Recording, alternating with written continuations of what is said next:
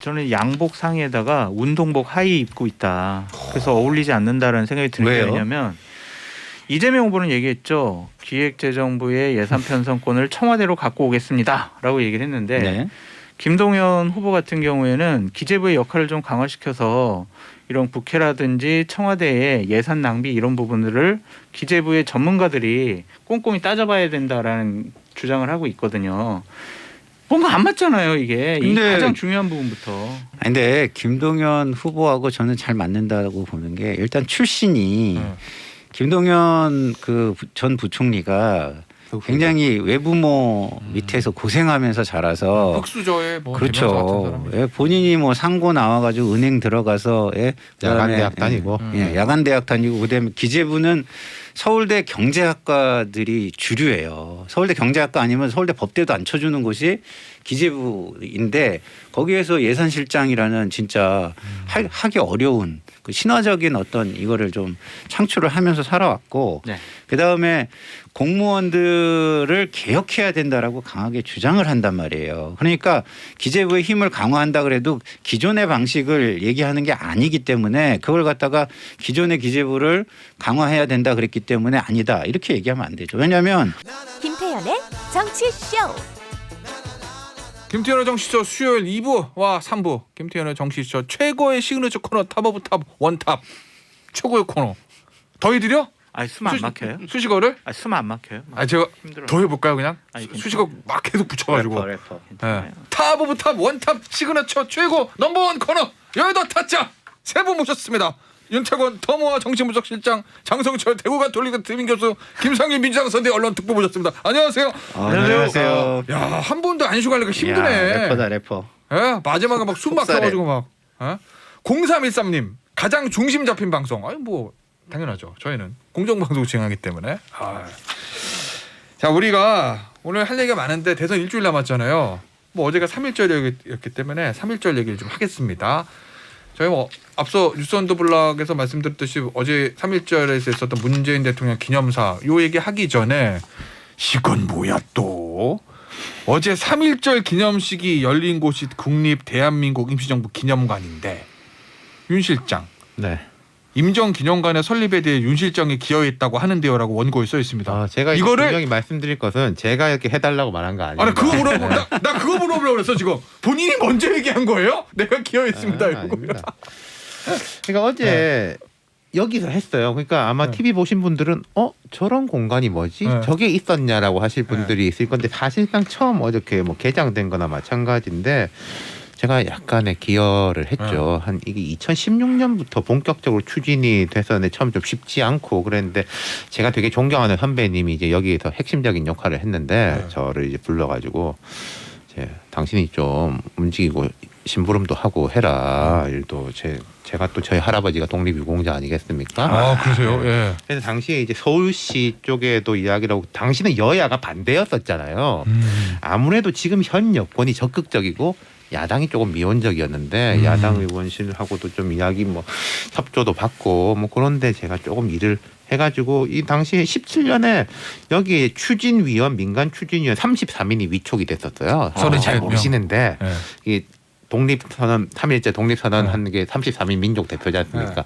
제가 그 33인의 1인으로서 좀 일을 했었습니다. 오, 멋있다. 야, 거기다 또 독립 저 유공자의 후손. 야, 딱 맞아 떨어지네. 아, 훌륭하십니다. 윤태권을 국회로. 아, 훌륭하세요. 국회는 네. 뭐, 자, 근데 저 김상현 특보 지금 네. 굉장히 행복해하고 계시는데 그럴 때가 아닙니다. 지금 곤란한 질문이 갈 거기 때문에 어제 네네. 문재인 대통령이 3.1절 기념사에서 네네네. 정확한 워딩이 대한민국 첫 번째 민주정부인 김대중 정부 이거였나요? 워딩이? 네네. 뭐 어쨌든 첫 번째 일본의 문화 개방하는 거. 그러니까 김대중 정부 때 일본 문화 개방해가지고 결국 일본 문화 이겨냈다. 이건 뭐 당연한 얘기고 그렇죠. 예. 할 수 있는 얘기인데 네. 김대중 정부를 표현할 때 네. 대한민국 첫 번째 민주정부인 김대중 이렇게 표현해서 그래서 아주 단순한 제 생각은 네. 뭐 노태우 정부야 그렇다 치고 그러면은 김영삼 정부도 민주정부가 아니면 독재인가요? 아니 뭐 독재는 아니지만 그때는 이제 문민정부라고 불렀죠. 그리고 이제 그럼 민주정부가 아닌 건가요? 글쎄 제가 그 당시에 제가 유학을 하고 있었는데 모르세요 그래서? 네, 아니. 그게 아니라 묻는 말에 대답하시오. 그 당시 묻는 말에 대답을 하기 위해서 이 얘기를 한 겁니다. 좀 기다려 주십시오. 이게 참을성이 있어야 돼. 조급하면 선거에 진다니까. 네. 아 이게 중요한 얘기니까 가만 계신데 한 교수. 네? 그 미국의 그때 국무부 과장을 제가 만났어요. 언제요? 제가 이제 유학을 할 때죠. 그 DJ 김영삼 정부 이제 아. 그 지나서 예. 제가 만났는데 DJ 정부 때 이제 네. 만났는데 그 얘기를 하더라고요. 그 매양리 사건이 그때 이제 이슈가 됐었거든요. 매양리 사건이 이게 그 학살이다 아니다 뭐 하면서 이게 미국이 저지른 거니까. 네. 그래서 그때 백선엽 장군이 단장을 해서 미국에 오고 막 협상하고 그랬는데 그 당시에 제가 좀 과장을 만난 김에 그런 걸 좀 따졌더니 그때 그 과장이 그런 얘기를 하더라고요. 미국에서 너네 정부를 볼 때 당신네 나라를 볼 때 민주화된 지 얼마 안 됐다고 본다. 그거를 DJ 정부 때부터라고 본다. 이렇게 얘기를 하더라고요. 그래서 과장요? 예. 그때 그래서 이제 이게 왜 그런 기준을 가지고 있느냐라고 이제 제가 좀 그 했더니 이제 권위주의 정부가 있었잖아요. 쭉. 그래서 김영삼 정부는 많은 개혁을 했지만 권위주의 정부를 좀 이었다라는 그런 게 좀 있고. 그러니까 3당 합덕 때문에 그리고 민자- 수평적 정권 교체가 된 것이 DJ 정부이기 때문에 그거를 좀 정확하게 민주 정부라고 보는 그런 개념이 있는 것 같아요. 예. 그러면 어제 문재인 대통령 대통령이 그렇게 말씀하시면 안 되죠. 근데 그걸 아쉽죠. 아니, 그것까지는 제가 말씀드릴 수 없고 제가 그거를- 아는 선에서만 좀 말씀을 드린 거예요. 그러니까 어제 보면은 저는 이제 뭐 제가 이제 돌 하나를 기여를 했기 때문에 재밌게 이제 쭉 봤는데 네. 그 뒤에 지분이 이제 있으니까 더 열심히 보셨겠다 우리 어저께. 독립선언문 낭독 행사를 할 때 네. 되게 인상 깊었지 않습니까? 처음에 우리말로 하고 그다음 린튼 박사, 인요한 박사라고 거기는 이제 뭐 한국인이에요. 그렇죠. 5대째 한국에서 이제 봉사를 하고 그분은 이제 5.18 때 통역 자원봉사자, 시민군 통역 자원봉사까지 한 분이니까 그러니까 인요한 박사가 영어로 낭독하고 다음 중국어, 러시아어, 뭐 심지어 프랑스어까지 그래요? 상해 조계 임시정부가 있었기 때문에 프랑스어 그 참 좋았어요. 그렇게 하시면서 그 또 막상 연설에서는 김대중 정부부터 민주정부였다가 뭐 좀 안 맞잖아요. 그게. 그 제가 궁금한 거 뭐 미국 국무부 과장이 뭐 그렇다 치고 네네. 이게 지금 대선일 때 당연히 국민의힘에서는 반발할 거 아니에요. 와이스 정부 뭐야 이런 식으로. 근데 이게 대선 때 이렇게 얘기하시면은 뭔가 좀 여파가 있을 거라는 걸 계산을 한 거예요? 아니면 계산 못 하고 그냥 소신이 나온 거예요? 뭐예요? 아니 뭐 계산을 했는지 안 했는지까지 제가 알 길은 없지만 아무래도 이제 뭐 그런 기준을 뭐 가지고 얘기하지 않았겠어요. 저는 그렇게 생각을 하는데 아까도 제가 말씀을 드린 것처럼 김영삼 대통령이 많은 행정개혁을 했어요. 굉장히 개혁적인 정부였던 건 맞아요. 그렇지만 그 정부가 수평적 정권 교체를 이루고 난 이유와 아닌 거를 구분하는 하나의 그 마지막 기점인 거는 제가 볼 때는 맞는 것 같아요. 부산에서 별로 안 좋아할 것 같은데. 네. 부산뿐만이 아니라 일반적인 상식을 갖고 있는 분들은 의아하게 생각할 수밖에 없다라는 생각이 들고요. 전 일반적인 상식을 갖고 있는 사람인데. 죄송합니다.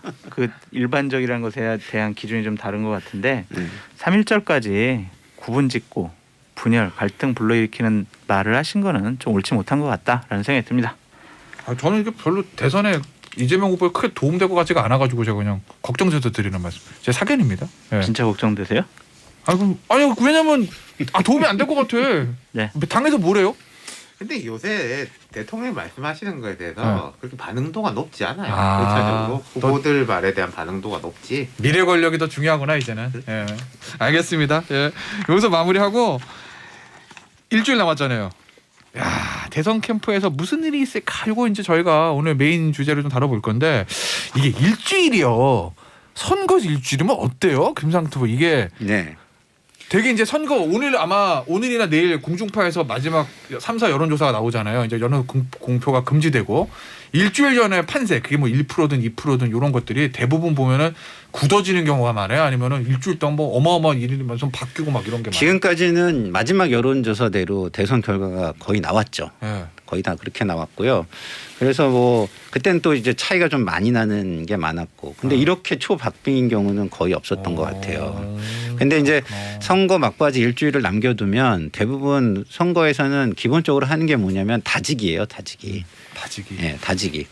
왜냐하면 아무리 나를 지지한다 그래도 당일날 선거에 표를 찍지 않으면 그게 의미가 없는 거거든요. 그러니까 선거장으로 지지자들을 끌어내는 전략을 세우는, 굉장히 꼼꼼하게 세우기 시작하고 모든 데이터를 끌어모아서 이걸 어떻게 그 망을 짤 것인가. 예를 들어서 이런 거죠.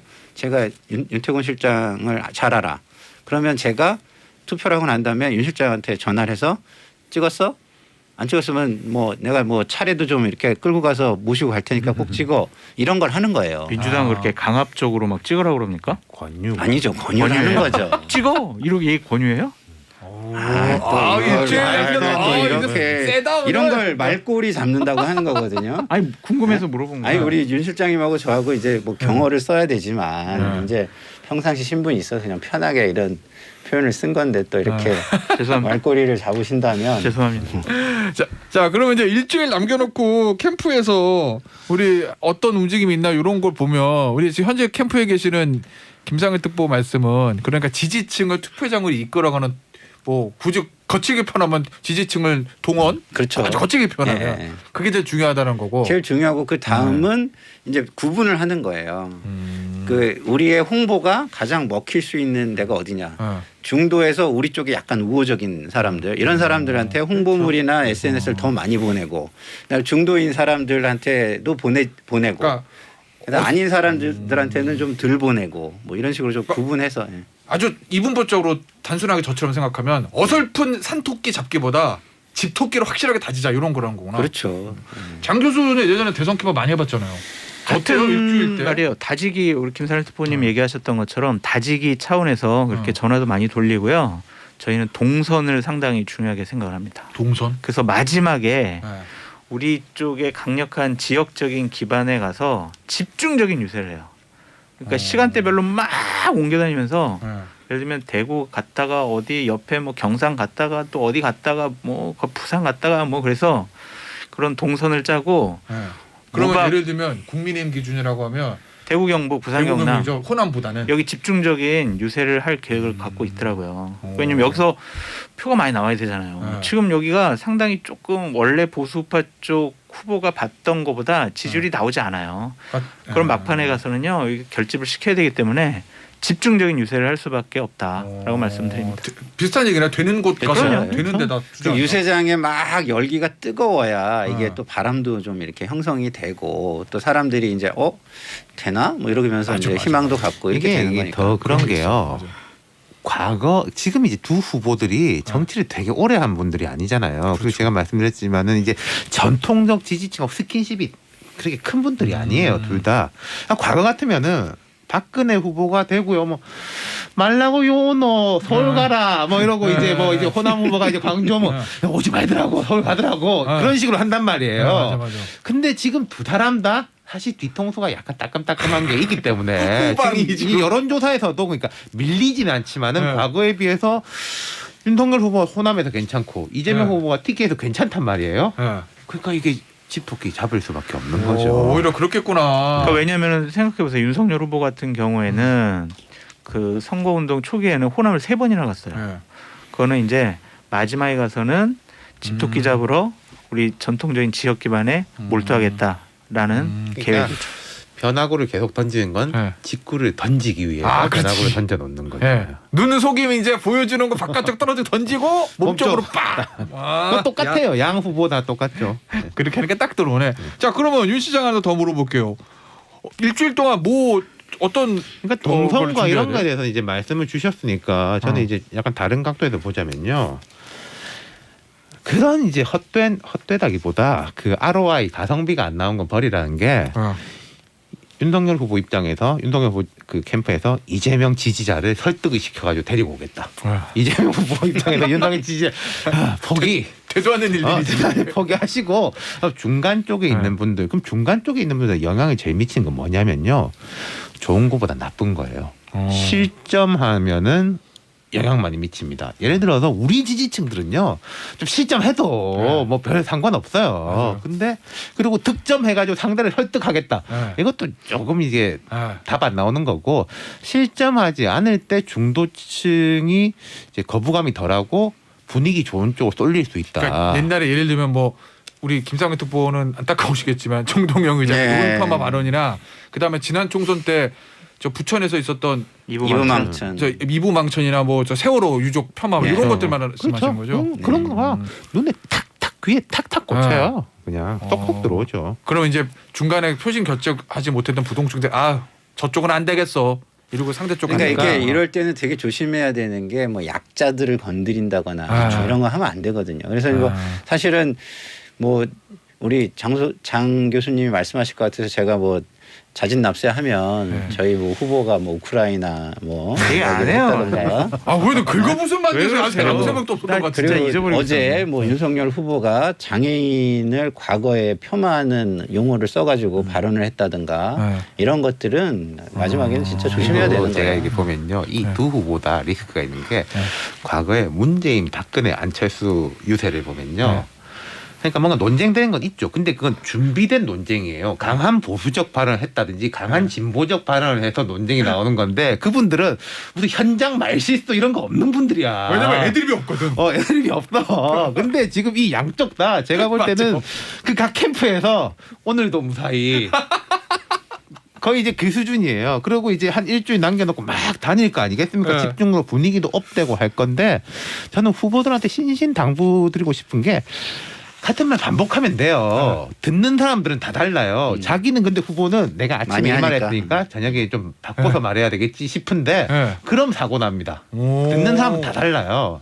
그 뉴스에는 하나만 나오고. 그럼요. 뉴스에는 하나만 나오는 거죠. 제가 어제 저 윤석열 캠프에 있는 분들 몇 분을 만났더니 제발 내일 TV 토론 때 무사하게 좀 넘어갔으면 좋겠다. 그런 얘기를 하더라고요. 그러니까 말을 좀 못하는 거는 크게 상관없는데 말 이상한 말 하는 건 상관이 있는 거죠. 그게 저는 이걸 얘기하고 싶어요. 지금은 머리에 설득을 주려고 하지 말고 가슴에 감동을 줘라. 가슴에 감동을 줘라. 네. 그러니까 마지막 지금 며칠 남았잖아요. 그랬을 때 막 뭐를 저 사람 나쁜 사람이야, 저 좋은 사람이에요, 막 이렇게 설득을 해봤자 눈에 안 들어와요. 뭔가 임팩트 있는 말과 행동으로 감동을 줘서 야, 저 사람 진짜 멋있다. 내 저 사람 찍어줘야지. 라는 그러한 감정을 불러일으켜야 될 때다. 감정선을 건드리는 거. 그렇죠. 그리고 이게 또 이제 지금 후보에 대한 이야기했지만은 캠프도 문제인 게요.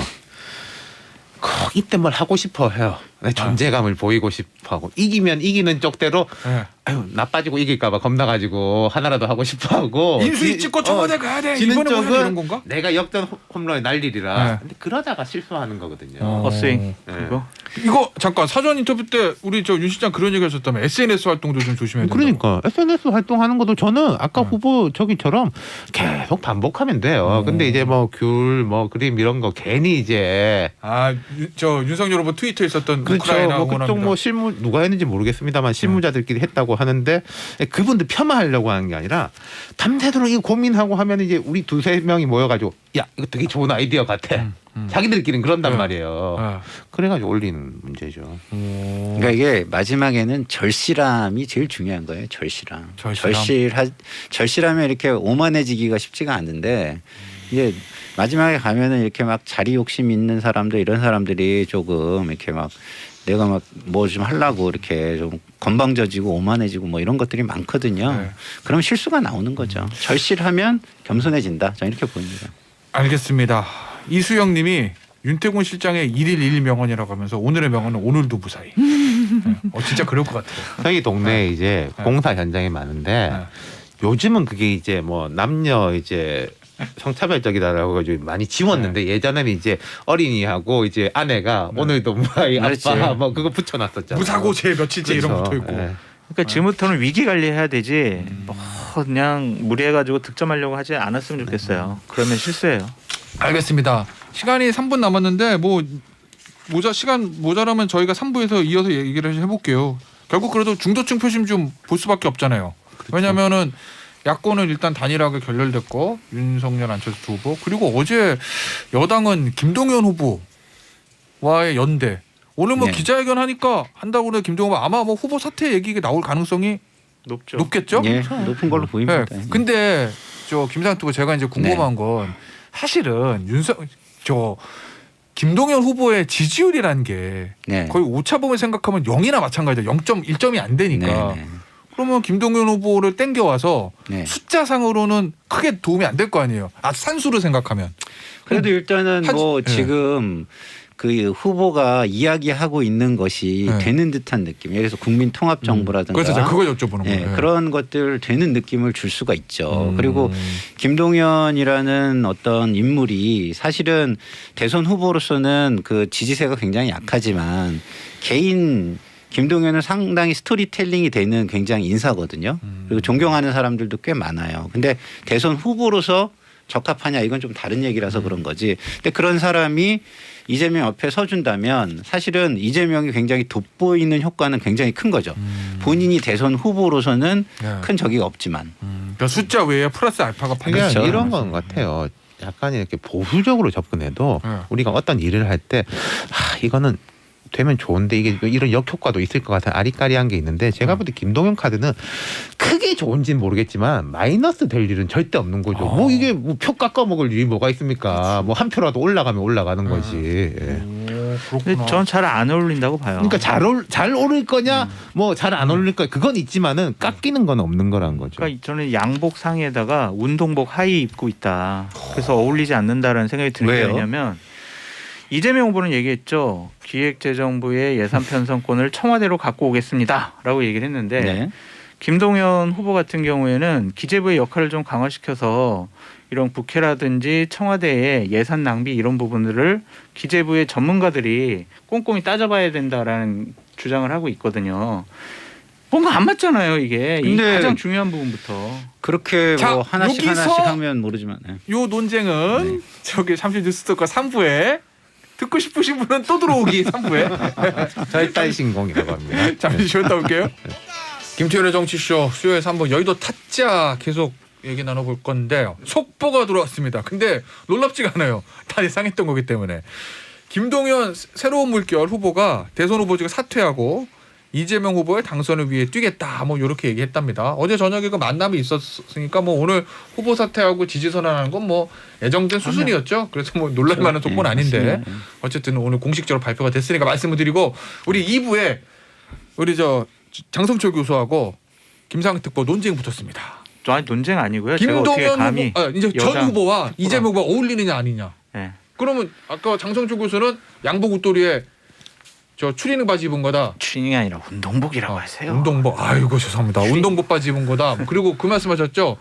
누구지? 기재부 저 이재명 예산 후보는 편성권. 기재부 예산권을 청와대로 가져온다 네. 그러는데 김동연 전 후보는 기재부의 예산 통제 강화된다 예, 입장 아니에요? 기재부가 이제 권한을 강화해야 된다, 견제해야 된다 그런 입장이거든요. 안 맞아요, 뭔가 생각이. 아니, 근데 김동연 후보하고 저는 잘 맞는다고 보는 게 일단 출신이 김동연 그 전 부총리가 굉장히 외부모 밑에서 고생하면서 자라서 흑수저의 뭐 대명사 같은 그렇죠. 사람이죠. 예, 본인이 뭐 상고 나와가지고 은행 들어가서 야간 그다음에 대학 다니고.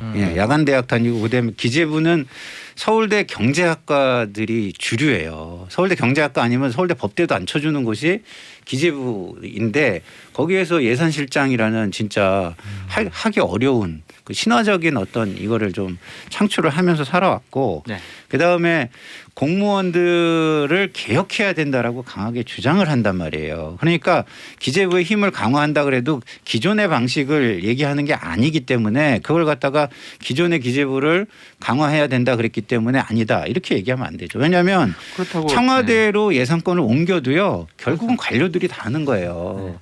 청와대로 옮긴다고 해가지고 이재명 그 대통령이 다 할 수 있을 것 같아요. 그걸 찬성해요? 그렇게 안 되죠. 우리 김사님 대표님. 아니 저는 똑같다고 보는 거예요. 왜냐하면 예전에 기획예산처가 있었을 때도 마찬가지였고 그것을 기획재정부로 보냈을 때도 마찬가지예요. 왜? 재정은 아무나 할 수가 없어요. 그걸 해온 관료들이 할 수밖에 없어요. 제가 여기서 이제 중립적으로 약간 제 자랑을 하자면은 네. 아 오늘 자랑 많이 하시네. 예측했었잖아요. 그 조정훈 의원이 어. 4.7 재보궐선거 앞두고 독자적으로 뛰다가 결국 이제 박영선 후보하고 뭐 정책 토론을 갑자기 하고 박영선 손에 들어줬다. 이걸 또 예측을 했었잖아. 그 방송에서. 모델로 어. 갈 가능성이 높아 보인다. 오, 진짜 그랬네. 똑같았잖아요. 진짜네? 유스트라다무스라니까.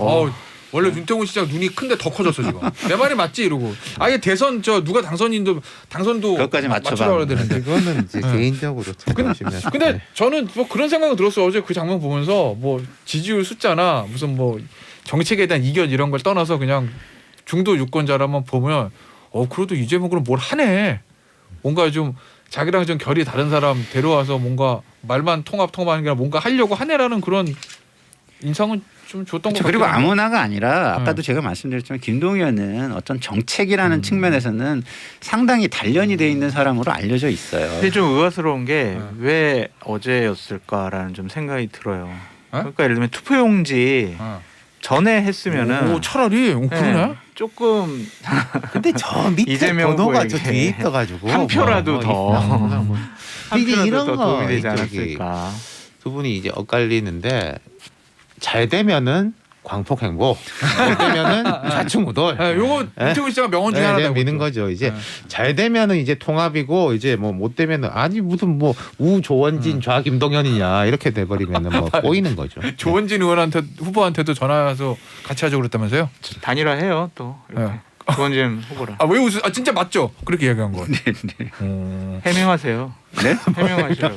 아니 제가 뭐 그걸 해명을 합니까? 근데 아니, 그러니까 뭐 취지는 그런 거겠죠. 뭐 조은진과 함께 하겠다기보다는 조은진 그 후보의 당에도 인재가 있다면 함께 이렇게 등용을 해서 통합 정부를 이루겠다 뭐 이런 거겠죠. 그래서 그럼 며칠 전에 3월 1일이구나. 그때 이재명 후보가 유세장에서 막 태극기 흔들고 막 그랬어요. 너무 이렇게 작은 거 가지고 너무 참여적인 침소봉대하시면 제가 볼 때는 안 되고 자, 기본적인 거는 이제 통합 정부를 만들겠다 하면서 이제 광폭 행보를 하는 건데 이게 삐끗하면 아까 말한 대로 이제 이상해지고 그러는 거죠. 조원진 후보까지 한 것은 조금 좀 의아했어요. 알겠습니다. 이거 하나만 더 이재명 후보가 관련해 가지고 김종인 전 위원장 찾아가서 국가비전위원장 맡아달라고 요청했다. 네.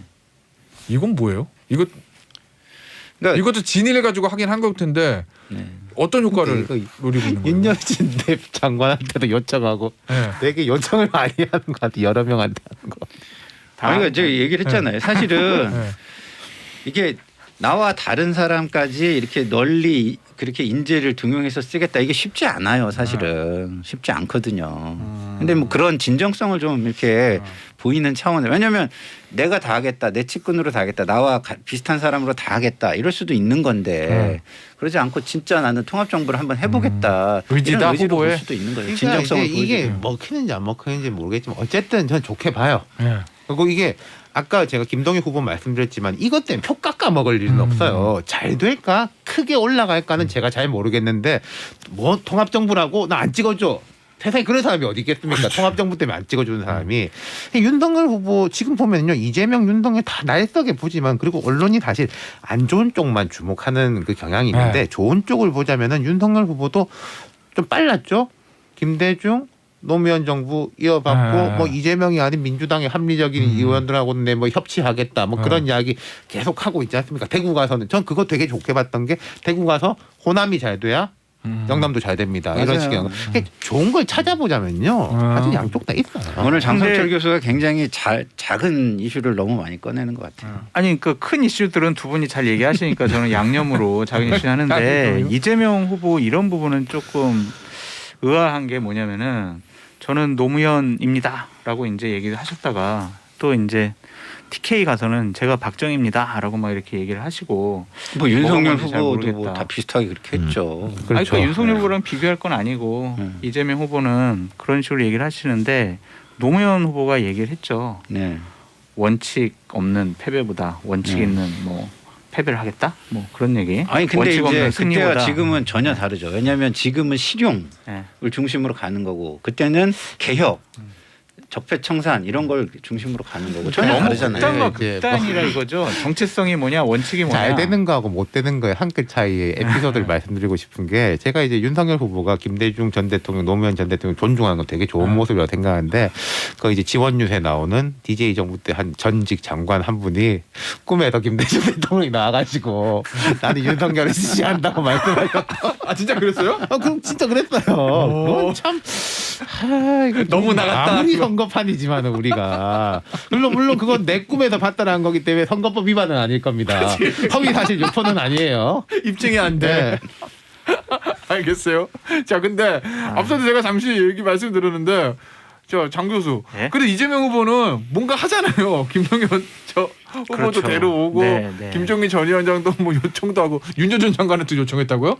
여기저기 뭐 요청하고 뭔가 하는데 국민의힘은 어떻게 돼가고 있어요? 깨시민하고 연대하잖아요. 깨시민. 끼어있는 시민연대다.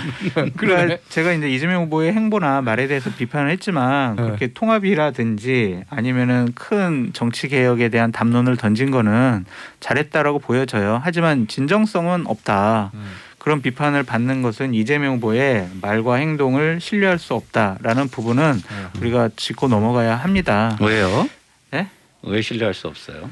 그럼 예를 들면 이렇게 얘기를 해볼게요. 27일 날에 네. 그 무슨 얘기를 하셨냐면은 양산에 가서는 정치 보복하면 안 됩니다라고 얘기했다가 네. 하루 4시간 있다가 울산에 가셔서는요. 정치 보복 그거 몰래 숨겨놨다가 하는 거죠. 뭘 대놓고 해요. 이런 식으로 얘기를 하셨어요. 어떤 이재명이 진짜 이재명인지 우리가 모른다니까요. 그러니까 이런 부분에 대해서 말을 함으로써 신뢰를 깎아먹는다라고 말씀드릴 수밖에 없고 저는 기본적으로 이번 대선이 윤석열 후보에겐 되게 쉬운 구도였어요. 딱 3가지 포인트였거든요. 네. 반문 정서, 네. 그다음에 국가 비전 제시, 네. 그리고 국민 통합으로 딱 갔으면은요. 네. 이번 선거 좀 실수하더라도 네. 그냥 큰 선거판을 본인의 주도하에 끌고 갈 수 있었어요. 네. 반문 정서만 강조하고 네. 비전 제시가 좀 부족했고 국민 통합은 이재명 후보에게 좀 뺏긴 부분이 있거든요. 네. 그러니까 우리가 야 윤석열 후보가 대통령 돼도 과연 잘할 수 있을까라고 좀 생각을 하는 부분이 있잖아요. 네. 좀 아쉬워요. 그런 큰 담론을 먼저 좀 제시했으면 어땠을까라는 아쉬움이 있습니다. 네, 저는 이제 장 교수님 말씀에 좀 반박을 드리면 정치 개혁이라는 담론을 제시하고 네. 180명 정당의 국회의원들 모아서 당론으로 만드는 게 쉽습니까? 지금은 대선 과정 중이니까 당연히 대선 후보가 해달라는 거 다 해주죠. 아니 그래도 그게 쉽냐고요. 왜냐하면 인정해요. 국회의원들 우리가 제가 같이 인정한다고 일을 해봤지만 인정한다고 정치인들은 자기의 이해관계, 그 자기의 미래 이익이 네. 제일 중요한 분들이에요. 제가 좀 그 정치인을 폄훼해서 죄송하지만 네. 저희가 같이 일해본 분들은 좀 그렇잖아요. 근데 중대 이렇게 본인들의 네. 권한이 떨어지고 이러는 거를 180명 모아서 하기 쉽지 않아요. 제가 그런데 공감하는데 잠깐만요. 저 잠깐만요. 잠깐만. 네. 민주당은 네. 당원에 있는 것도 네. 자기네들 바꿔가지고 막 자기들 마음대로 하는데 의총에서 의결이 뭐 그렇게 구속력이 있을까라는 생각이 듭니다. 좋죠. 아니, 자꾸 자, 과거만 얘기를 하면 열심히 안 하는 되고. 건데. 근데 윤태호 제가 민주당이 시장 그렇게 지적하- 얘기하면 잠깐만요. 윤석열 죄송합니다. 후보가 죄송합니다. 국민의힘에 가서 할 수 있는 게 뭐가 있어요? 권위주의 정보, 독재 정부를 만든 정당에서 할 수 있는 게 뭐 있어요? 아니, 아직도 제가 거기 정치 개혁 독재고, 던진 거 잘하셨다고 했잖아요. 아직도 권위주의고 그런 거지. 아니 저는 이 새로운 사람이 오면 새로운 거를 네. 하게끔 해주고 새로운 걸 할 수 있다라고 믿어주는 거지.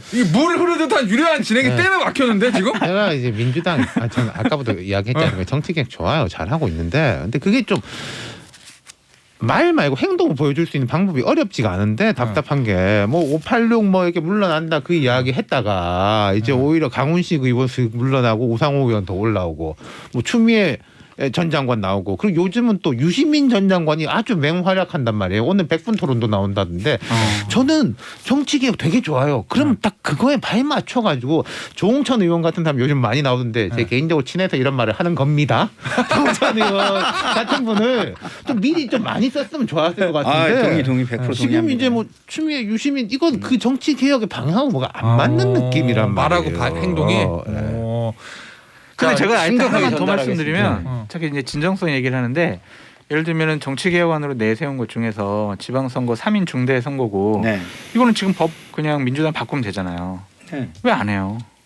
하기 쉬운 것부터 먼저 자 우리는 약속을 지키는 민주당입니다. 이재명입니다라고 하면은 하나라도 좀 제대로 먼저 약속을 왜 안 해요? 이렇게 어떨까. 얘기하면 라는 생각이 답답한 듭니다. 게 왜냐하면 이게 다 그 환경이 되게 가장 중요한 거거든요. 지금 대선 지금 그 다 열심히 뛰고 있는데 네. 그거 하려면 또 이런 거 마련하고 저런 논란을 돌파하고 이런 또 과정이라는 게 필요하잖아요. 그 윤미향 네? 이상직원 왜냐면- 제명 처리한다 그러는데 왜 안 왜냐하면 했어요? 생각을 해보세요.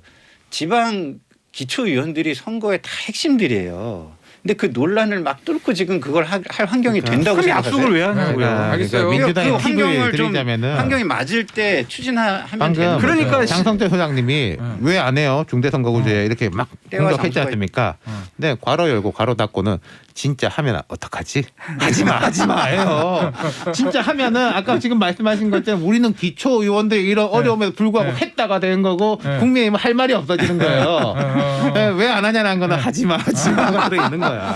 자 지금 이 물 흐르듯한 유리한 진행에 떼면 밖으로 나가지 못해요 지금. 우리 죄송합니다. 저 뭐야 제 탓입니다. 이재명 김동연 했으니까 그 다음으로 우리 자연스럽게 윤석열 안철수 해야 되는데 지금 이 네. 선거구제 얘기하느라고 진짜 네. 이거- 우리 시간이 얼마 안 남았으니까 그게 뭐 괜찮아요 그냥 구구한 이제 뭐 앞에 이제 경과들은 좀 크게 생략하고 완전 끝났어요? 뭐 끝났죠. 그리고 이제는 만약에 된다라고 한다면은 안 후보가 뭐 조건 없이 뭐 한다 뭐 이런 거 말고는 다른 경우의 수가 있을까 싶어요. 네. 그렇구나. 그러면 만약에 지금이라도 되면 도움돼요? 윤 후보한테는?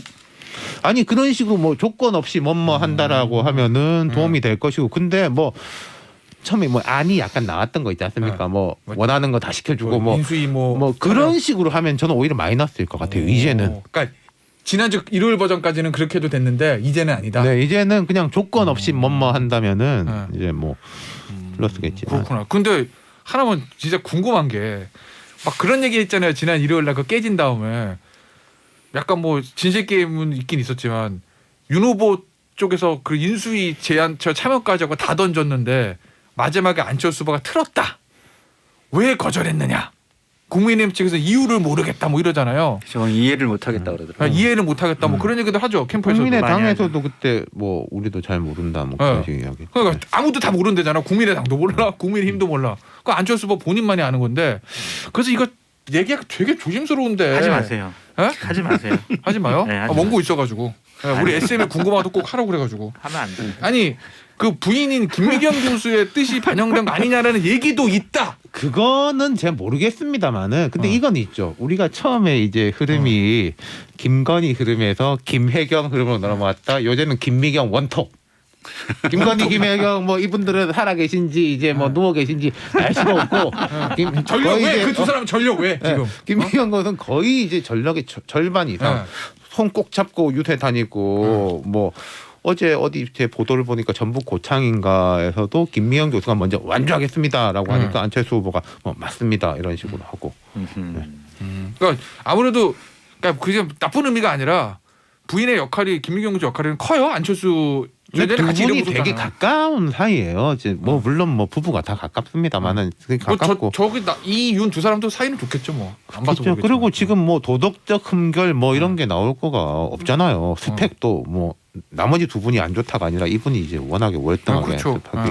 부인의 영향력은 정치권에서 엄청 크죠. 왜냐하면- 실제로? 그럼요. 맞아요. 왜냐하면 그 정치인은 일종의 얼굴 마담 같은 거잖아요. 막 바쁘게 돌아다니면서 얼굴을 보여줘야 되고 막 그런데 그 뒤에 있는 것들을 누가 다 이렇게 처리를 하냐면 대부분 그 부인이 해줘야 돼요. 근데 제일 영향력이 없었던 분은 제 김무성 대표 그 부인께서는 영향력이 없었어요. 나 이거 물어보려고 그랬어. 김무성 대표는 어땠냐고. 왜 없었어요? 제가 아예 표현을 하면 이게 방송 사고 날 것 같아가지고 워낙에 나중에 약간 방송 끝난 다음에 전통적 남성상이잖아요. 그러면 우리 최구람 그 회장님, 김혜자 여사 약간 그런 스타일 느낌 아니에요? 그래서 그냥 어디 뭐 이런 건가? 그 회관에 오지도 마시라라고 네. 그 사모님한테 그 김무성 어디 대표가 많이 부인께서. 얘기를 하셨죠. 전통적 남성 내 명부나 좀 관리하세요. 그래서 한번 에피소드를 말씀드리면 네. 사모님이 저한테 전화를 1년에 한 번 정도 하시는데 진짜 그때 안 하시는 거. 저 보좌관님 저 통화 가능하세요? 하면서 전화를 주셨다. 그 정도로 되게 조심스러워했다라고 말씀드립니다. 그렇구나. 알겠습니다. 어쨌든 뭐 김미경 교수가 안철수 후보의 굉장히 큰 러닝메이트 역할을 하는 건 맞는 거죠? 그 그렇죠. 의미에서. 네, 실제로 그렇죠. 네, 앞서 그 결렬에 대한 그거는 그냥 그런 기사도 있더라 요 얘기입니다. 뭐 팩트는 저희가 알 수는 없고. 네. 자 그러면은 한 2분 남았는데 오늘 마지막 TV 토론 있잖아요. 좀 어려운 분야인데 이거 사회 문화 이쪽이면은 왠지 제 느낌에는 오늘 심상정 후보의 동무대가 될 것 같은 느낌이 그렇죠. 들고. 예. 네? 가장 강점을 발휘하는. 심상정 후보가 맹활약을 동무대가 되면은 윤석열 후보가 좀 좋겠죠? 그렇죠. 아 오히려. 그렇죠. 오 그런가요? 네, 그렇구나. 저쪽이 제일 많이 먹어주는 게 네. 좋은 거죠. 오히려. 네. 아니 근데 이제 이런 건 있어요. 심상정 후보가 이제 두 후보를 다 공격할 텐데 그거에 또 대응하는 모습은 또 보이잖아요. 그래서 윤석열 후보가 지난번처럼 뭐 유사시 한반도에 진입할 수 있다 이런 발언 나오면 네. 굉장히 그 치명적인 거고 왜냐하면 지금 역대 TV 토론 중에서 네. TV 토론이 이렇게 유권자한테 영향을 준 선거가 역대 없었어요. 그래요. 아유. 윤석열 후보가 거의 최초예요. 네, 지금. 저는 그 특히 이재명 후보도 심상정 후보한테 약간 신경질적인 모습 보이는데 제 두 분한테 똑같이 팁을 드리자면요. 윤 이 두 사람한테 심상정 후보 막 공격하잖아요. 네. 좋은 말씀입니다. 어. 제가 집권하면은 그 우리 심 후보님과 정의당의 이런 것도 네. 적극적으로 협치의 그 영역으로 삼겠습니다. 그러니까 지난 라고 토론부터는 하면, 이재명 후보가 그런 그런 게, 식으로 하고 그런 있죠. 게. 자, 윤 실장 그럼 마지막 질문. 오늘 안철수 후보는 주적을 누구로 삼을 것 같아요? 이예요, 윤이에요? 저는 뭐 정말 모르겠습니다. 아, 진짜? 안철수 후보. 근데 사회 영역은 약간 보수적인 쪽, 뭐 네. 그때 노동이사제 뭐 이런 거 음. 하면 조금 보수적인 쪽이긴 했죠. 네. 정치 말고 사회 영역. 사회 분야가 모든 걸 다 포괄하잖아요. 그쵸. 그래서 정치, 외교, 경제, 뭐 그거는 또 문화, 복지 연금 다할 개혁 것 같아. 뭐그 이야기 다 같이 오늘 합시다. 다 퍼볼 뭐. 것 같아요. 그냥 이제 오늘 마지막이니까. 또 대장동하는 거 아니에요? 아니 다 나올 것 같아요. 사회 분야에 국한하지 않고 그리고 사회 분야가 모든 걸 또 그렇죠. 총괄하기도 모든 하고 게 사회지. 그러네. 아이들 그렇기 교육을 때문에. 위해서는 도덕성이 중요한데 법과 사용은 잘 된 겁니까? 잘못된 겁니까? 뭐 이런 식의. 기본적으로 윤석열 후보는 뭐 기본소득을 좀 공격하지 않을까 이런 생각도 들고. 알겠습니다. 오늘 여의도 타짜 여기서 마무리하고 다음 주 대선 날 아침에 돌아오겠습니다. 장성철, 윤태권, 김상혜 세 분이었어요. 감사합니다. 네, 감사합니다.